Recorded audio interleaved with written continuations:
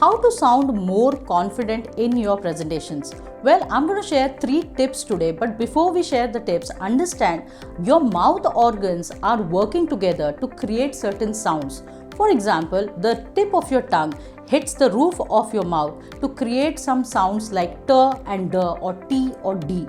Similarly, your lips are working together by controlling the air and they create sounds like p and b or p or b. So these are the mouth movements which need certain exercises. So when you are speaking, try opening your mouth so that you can create those sounds correctly and you can enunciate properly. So let me share some exercises with you which will help you to pronounce sounds and enunciate properly. So let's understand this.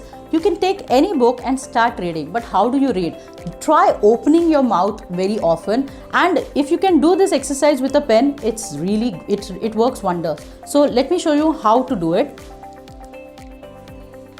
How to build rapport or connect with the audience in presentation skills. Try opening your mouth, and now let me read it. How to build rapport or connect with the audience in presentation skills. So try opening your mouth very often so that you can enunciate properly. Now here's the second exercises. Try tongue twisters.